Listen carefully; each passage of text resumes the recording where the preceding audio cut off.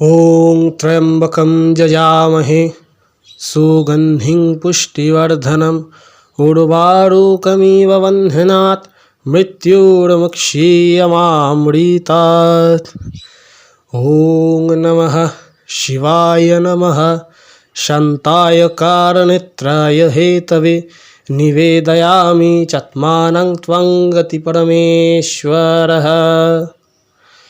নমস্কার, আমি রত্নদীপ মুখার্জি এবং আপনারা দেখছেন রত্নদীপ অ্যাস্ট্রো। নিয়ে চলে এসেছি জ্যোতিষ বিষয়ক নতুন আরেকটি ভিডিও শুধুমাত্র আপনাদের জন্য। আজকে যে বিষয় নিয়ে আমরা কথা বলবো সেটা খুব ভাইটাল বিষয়। ফেব্রুয়ারি মাস 3টে রাশি নিয়ে কথা বলবো। কি কি রাশি? কুম্ভ, মীন এবং সিংহ। 2025 সালে এই 3টে রাশি কিন্তু খুব ইম্পর্টেন্ট রাশি। কি? কুম্ভ, মীন আর সিংহ। এর পরবর্তীকালে বৃষ রাশি আছে, তুলা রাশি আছে, সেইগুলো নিয়ে আমরা পরে কথা বলবো। কিন্তু 3টে রাশি নিয়ে ফেব্রুয়ারি মাসে বিশেষ করে 3টে রাশি খুবই গুরুত্বপূর্ণ। আর একটা গুরুত্বপূর্ণ বিষয় এই ফেব্রুয়ারি মাসেই হবে, সেটা হচ্ছে শিবরাত্রি। তো আজকের এই ভিডিওটা আমি বানাচ্ছি কি কি করবেন, কি কি করবেন না, কোন কোন দিকে আপনাদের খেয়াল রাখা দরকার, নিজের কেরিয়ারের জন্য, নিজের হেলথের জন্য, নিজের রিলেশনের জন্য কোন কোন জিনিস আপনাদের ক্ষেত্রে প্রয়োজনীয় এবং কি কি জিনিস আপনাদের এই সব কটাকে বিগড়ে দিতে পারে, সেই সমস্ত কিছু নিয়েই আজকের আলোচনা। তাহলে শুরু করা যাক।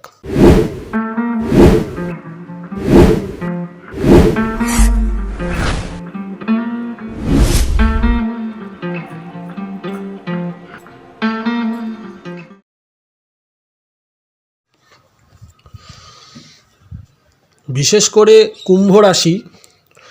কুম্ভ রাশিতে যেটা আর কি ফাল্গুন মাস পড়ছে, শনি আছে সেখানে, তো রবির প্রবেশ ঘটছে, সেইখানে শনি রবি একটা কনজাংশন তৈরি হচ্ছে।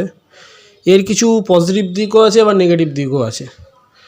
তো বিশেষ করে প্রথম যেটা হাইলাইট হচ্ছে সেটা হচ্ছে সিংহ রাশি। শনি যখন তার ঘর ছেড়ে এই রবি যখন তার ঘর ছেড়ে শনির ঘরের দিকে যাচ্ছে, মানে এখন শনির ঘরেই সে বসে আছে, রবি শনি যখন একত্র হচ্ছে, এরপরে শনি চলে যাবে, তার ঘর পরিবর্তন করে ফেলবে। তো সেই ক্ষেত্রে সিংহ রাশির কিছু ট্রাভেল আসতে পারে, বিশেষ করে health related, profession related, mental কিছু প্রবলেম আসতে পারে, মেন্টাল পিস নষ্ট হয়ে যেতে পারে। তো সেইগুলোর দিকে একটু খেয়াল রাখতে হবে। সিংহ রাশির জাতক জাতিকা যাদের বয়স 50-এর ঊর্ধ্বে, কি বললাম? সিংহ রাশির জাতক বা জাতিকা যাদের বয়স 50-এর ঊর্ধ্বে, তাদের ক্ষেত্রে একটা রেড অ্যালার্ট আছে, কারণ হার্টের প্রবলেমে তারা ভুগতে পারেন। শনির এই ট্রানজিটে সিংহ রাশির বিশেষ করে যারা আছেন জাতক বা জাতিকা, তাদের পিতৃস্থানীয় কেউ বিয়োগ হতে পারে বা মারা যেতে পারে, পিতৃস্থানীয় কারোর মৃত্যু ঘটতে পারে এই সময়। সিংহ রাশির জাতক বা জাতিকা যারা আছেন তাদের কেরিয়ারে একটা বিরাট বড় পরিবর্তন আসতে পারে। যতক্ষণ না পর্যন্ত শনির পুরোপুরি ট্রানজিট মিনে হচ্ছে ততক্ষণ পর্যন্ত আপনাকে ট্রাভেল দেবে। মিনে ট্রানজিট হয়ে যাওয়ার পর আপনারা বিশেষ কিছু জায়গায় রিলিফ পাবেন এবং নতুন করে বিশেষ কিছু জায়গা থেকে প্রবলেম আবার ক্রিয়েট হবে। তো সিংহ রাশির জন্য 2025 সালের মোটামুটি যতগুলো মাস আছে, মোটামুটিভাবে কিন্তু একটা হালকা ট্রাভেল চলবে, ঠিক আছে? 2025 প্রথমত মঙ্গলের বছর। মঙ্গলের যে রাশি মেষ এবং বৃশ্চিক, বিশেষ করে মেষ রাশি সিংহ রাশির মিত্র রাশি। তো সেই ক্ষেত্রে মেষ রাশির কোনো জাতক বা জাতিকা দ্বারা আপনি লাইফে উপকৃত হবেন। কর্মক্ষেত্রে বিশেষ করে আপনার প্রফেশনে বিশেষ কিছু ট্রাভেল চলে আসতে পারে। কাস্টমার ডিলিং নিয়ে একটা ট্রাভেল আপনার এই প্রফেশনে আসতে পারে।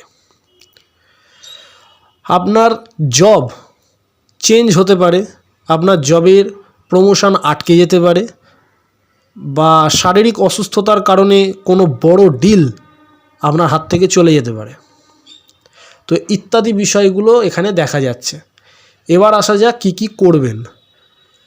যেটা করবেন সেটা হচ্ছে আপনাকে প্রচণ্ডভাবে স্পিরিচুয়াল হতে হবে, বাস্তবভিত্তিক স্পিরিচুয়াল আপনাকে হতে হবে।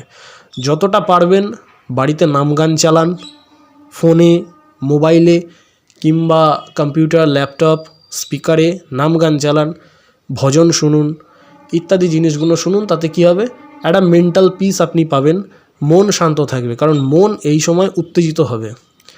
যারা শেয়ার বাজার নিয়ে কাজ করছেন, শেয়ার বাজারে কিন্তু মারাত্মক লেভেলের ভোলাটিলিটি আগামী দিনে আসতে চলেছে, যার কারণে সিংহ রাশির জাতক বা জাতিকা যারা আছেন তারা যদি ঠিকঠাকভাবে ফাইন্যান্সিয়াল গাইডেন্স না মেনে ট্রেডিং করেন বা ইনভেস্ট করেন, মোটা অঙ্কের পয়সা কিন্তু খোয়া যেতে পারে। ধার দেনা থেকে বিরত থাকুন, কাউকে ধার দেবেনও না, কারুর থেকে ধার নেবেনও না। ফাস্ট ফুড থেকে আপনাকে এই সময়টা একটু এড়িয়ে চলতে হবে। বাইরে যে সমস্ত খাওয়া, মোগলাই, বিরিয়ানি, চপ, কাটলেট, এইগুলো একটু অ্যাভয়েড করুন। যতটা পারবেন সাত্ত্বিক আহার গ্রহণ করুন। সাত্ত্বিক ভোজন, সাত্ত্বিক আহার এই সময় আপনাকে গ্রহণ করতে হবে। কেননা সিংহ রাশির জাতক বা জাতিকার পেটের দিক থেকে একটা বিরাট বড় প্রবলেম আসছে।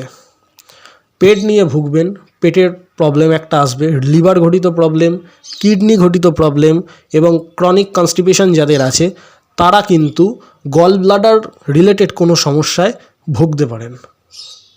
এবার আমরা আসব কুম্ভ রাশিতে। কুম্ভ রাশি, হাড়ের দিক থেকে সাবধান। পড়ে গিয়ে হাড় ভাঙা, বিশেষ করে কোমর থেকে পা, এই যে লেন্থটা আছে এই লেন্থের মধ্যে কিন্তু হাড় ভাঙার একটা সমস্যা আসতে পারে। কেন না, শনি আছে কুম্ভে, রাহু আছে মিনে। রাহুর একটা রেডিয়েশন আছে, শনিরও একটা রেডিয়েশন আছে। এই রেডিয়েশন যখনই একে অপরের সঙ্গে মিলিত হয় তখনই কিন্তু দুর্ঘটনা ঘটে। যাদের ব্রঙ্কাইটিস আছে, টিবি আছে, যাদের এর আগে ভুগেছেন, সেই রোগ ঘুরে আবার আসতে পারে। করোনাকালে যারা মারাত্মক লেভেলে করোনায় সংক্রামিত হয়েছিলেন, ওষুধপত্র খেয়ে এখন সুস্থ আছেন, তারা কিন্তু করোনা রিলেটেড কোনো ভাইরাস দ্বারা পুনরায় আক্রান্ত হতে পারেন। কুম্ভ রাশির জাতক জাতিকাদের ক্ষেত্রে 2025 সাল একটু ট্রাভেল দেবে।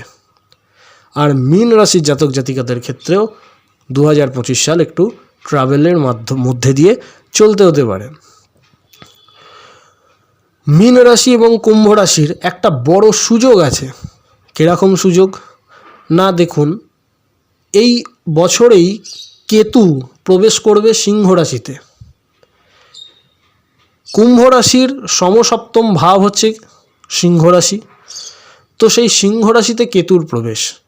আর একটা দেখুন, যদি আমরা কুম্ভ রাশিকে হিসেব করি, কুম্ভ, মীন, তারপর হচ্ছে মেষ, তৃতীয় ঘর হচ্ছে মেষ। তাহলে মেষ রাশি থেকে আমরা কুম্ভ রাশির সম্পর্ক, আয়ু ইত্যাদি নির্ণয় করতে পারি। তো নতুন কোনো সম্পর্ক আপনাদের লাইফে হতে পারে এই 2025-এ। বৈবাহিক সম্পর্কের কথা এই সময় নতুন করে আসতে পারে আপনাদের লাইফে। মীন রাশির ক্ষেত্রে আমরা বলি যে মীন রাশিকে যদি আমরা এক ধরি, তাহলে সেই ক্ষেত্রে সিংহ রাশি মীন রাশির অষ্টম ভাব। মীন, মেষ, বৃষ, মিথুন, কর্কট, সিংহ, ষষ্ঠ ভাব হচ্ছে, ভুল বললাম আমি। মীন রাশিকে যদি আমরা ধরি তাহলে সিংহ রাশি হচ্ছে মীনের ষষ্ঠ ভাব। ষষ্ঠ ভাব থেকে আমরা কি দেখছি না, রোগ, ঋণ, রিপু, জ্বালা। কেতুর প্রবেশ যখন সিংহে হচ্ছে, রাহু তখন কি করছে না, মীন থেকে কুম্ভে আসছে। তাহলে রাহু মীনের দ্বিতীয় আসবে, কেতু ঢুকবে মীনের ষষ্ঠে। তাহলে সেই ক্ষেত্রে কি হতে পারে, আপনার গুপ্ত শত্রু বৃদ্ধি পেতে পারে। এই মুহূর্তে যে রাহু কেতুর যে স্মরণটা হচ্ছে মীন রাশির ক্ষেত্রে, গলার প্রবলেম আসতে পারে, চোখের প্রবলেম আসতে পারে, মাথার প্রবলেম, মাইগ্রেন, সাইনাস এইগুলো বেড়ে যেতে পারে। আপনার যদি গ্যাসের প্রবলেম থাকে, গ্যাস্ট্রিক, প্যানক্রিয়াটিস, অ্যাসিডিটি, এই সমস্ত প্রবলেমগুলো আবার মাথাচাড়া দিতে পারে। তো এই সময় আপনাদেরকে কি করতে হবে? মাথা ঠান্ডা রাখতে হবে প্রথমত। দ্বিতীয়ত ভেষজ জিনিস খেতে হবে, ননভেজটা এই সময় অ্যাভয়েড করতে হবে প্রথমত। দ্বিতীয়ত হচ্ছে কি, নেশা, যে কোনো ধরনের নেশা কিন্তু আপনার হেলথ লাইফ এবং প্রফেশনাল লাইফের বারোটা বাজিয়ে দিতে পারে এই 2025 সালে। নেশা থেকে আপনাকে বিরত থাকতে হবে। আপনারা যদি ভাবেন যে প্রপার্টি রিলেটেড কোনো রকম কোনো কথাবার্তা নিয়ে কাজ করবেন, তাহলে 30 মার্চ 30 তারিখের পর থেকে আপনারা সেইগুলো শুরু করুন। 30 তারিখের পর থেকে আপনাদের কথাবার্তাটা এগোনো আমার মনে হয় একটু শুভ হলেও হতে পারে।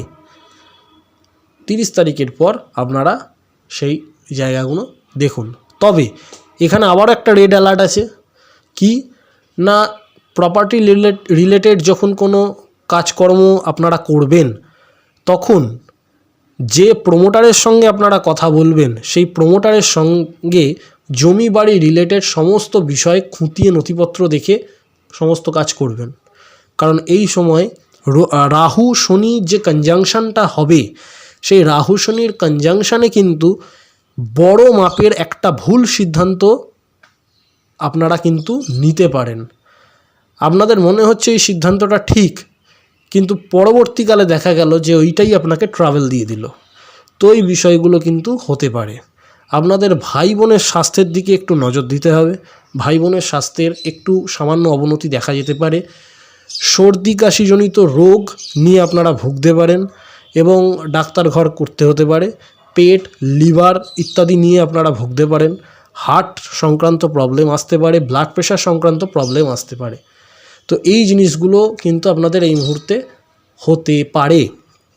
মীন রাশির জাতক জাতিকাদের ক্ষেত্রে একটাই অ্যাডভাইস, যে প্রত্যেক শনিবার এটা আপনারা করে দেখতে পারেন। এটা করলে কি হবে, আপনি মানসিক জোর পাবেন। প্রত্যেক শনিবার শ্বেত শিবলিঙ্গে, কি বললাম, প্রত্যেক শনিবার শ্বেত শিবলিঙ্গে পঞ্চামৃতের স্নান, এটা যদি আপনারা করতে পারেন তাহলে আপনাদের ক্ষেত্রে খুব ভালো হবে। এতে করলে আপনাদের গ্রহদোষের থেকে বড় কথা, গ্রহদোষ কাটার থেকে বড় কথা, আপনারা মানসিক জোর পাবেন। দেখুন, গ্রহদোষ অমুক করলে, এই কাজ করলে আপনার গ্রহদোষ কেটে যাবে। গ্রহ যে দোষ, জন্মের সময় যদি কোনো গ্রহ আপনার খারাপ থাকে, সে সারা জীবন খারাপই থাকবে, আপনি কিছু করতে পারবেন না। পুজো পাঠ করে আপনি গ্রহদোষ কাটাতে পারবেন না। মেন হচ্ছে আপনার কর্মে যদি শুদ্ধতা না আনেন, হাজার পুজো পাঠ করুন, কিচ্ছু কোনো লাভ নেই। হাজার আংটি পড়ুন, হাজার স্টোন পড়ুন, কিচ্ছু লাভ নেই। কর্মের শুদ্ধিকরণটা হচ্ছে মাস্ট। তো কর্মে যদি আপনাদের শুদ্ধিকরণ হয়ে যায়, তাহলে আপনি গ্রহদোষ কেটে যাবে। তো এই পুজো পাঠে তাহলে কি হয়, পুজো পাঠগুলো করলে আমাদের মনে একটা জোর পাওয়া যায়, একটা মানসিক জোর পাওয়া যায়। এটা একটা স্পিরিচুয়াল পাওয়ার, যেটা আমাদের মানসিক জোর বাড়াতে সাহায্য করে, মনকে শক্ত করতে সাহায্য করে। তো আজকের ভিডিও আমরা এখানেই শেষ করছি। দেখা হবে পরের ভিডিওতে। ততক্ষণ পর্যন্ত সুস্থ থাকুন, ভালো থাকুন আর দেখতে থাকুন রত্নদ্বীপ অ্যাস্ট্রোর প্রত্যেকটা ভিডিও। ভালো লেগে থাকলে ভিডিওটি লাইক করুন, চ্যানেলটিকে সাবস্ক্রাইব করে বেল আইকনটা প্রেস করে আমাদের সঙ্গে থাকুন। ধন্যবাদ।